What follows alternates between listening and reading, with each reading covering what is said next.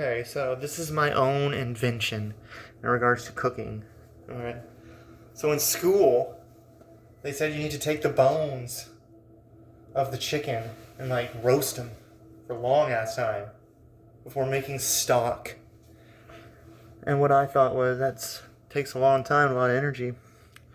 Why don't we take our bones that were within the roasted chicken, and instead of roasting them to collect and extract juices, we use a little technology. We just blend up those bones till they're basically a puree, which is a little gross, but the final result, even though it's just not a good color, is way more nutrient dense, and the processing time is way less. And you could clarify it. You probably could clarify it. Am I going to? No. Because my philosophy is function before style when it comes to food. And I'm not serving it to a bunch of people who are shallow, you know? So I don't consider myself shallow. I don't really care how it looks.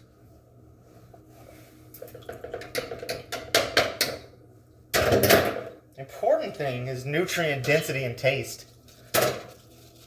You know, you can't see tastes. And a lot of people will put tastes above nutrients. But really, you gotta have the nutrients first, just a little bit. Or exactly equal. And that changes the whole game. You know, what does it mean for tastes and nutrient density to be balanced?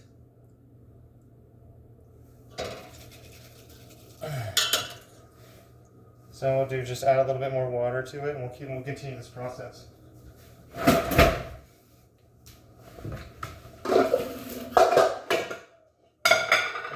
I'm using, you know, I have to use filtered water right now because of my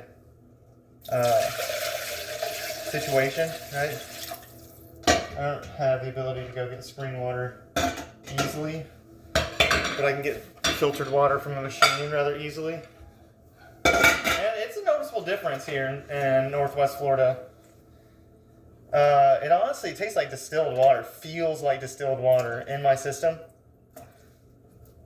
when I drink it, but I know it's not. You know, it's filtered really well. Those machines filter pretty well.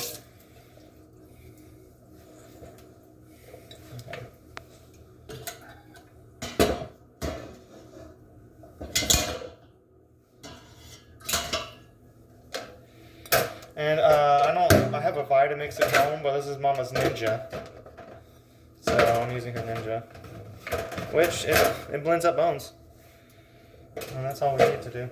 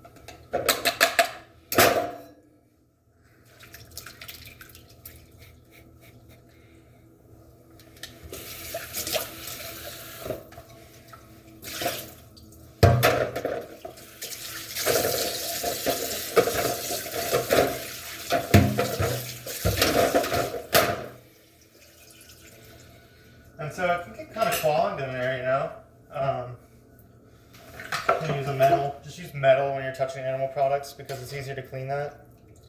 Just not going to move it around, right? Oh, look at that. The old ninja. Uh-oh. Do we break it? I must have broken it. You wonder what snapped off. It's not, it's pretty strong, the Ninja, but it's not like a Vitamix, you know? And what's interesting about Vitamix is it's amazing, they've made a stainless steel container now for the first time in 30 years. Stainless steel. Give it a little press. There's all that blood.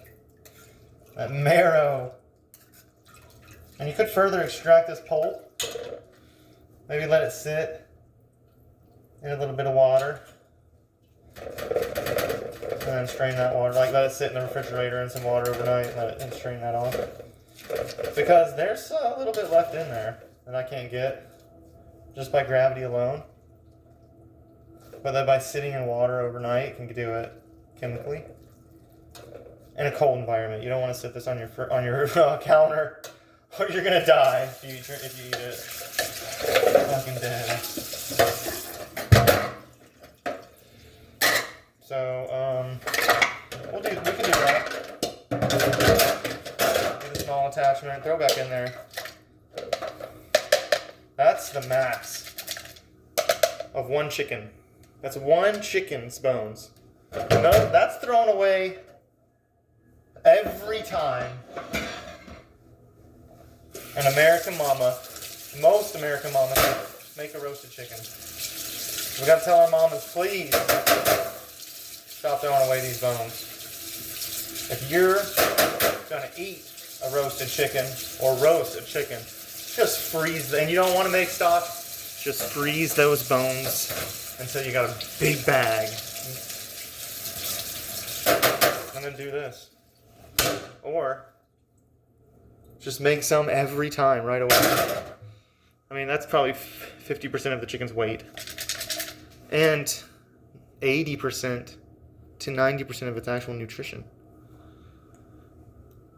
And if that makes you sick, I recommend you need to fast on meat for a while. Because your body has its reasons. If you don't like the way that looks, just fast. Don't eat meat until you crave it. And then just take one bite.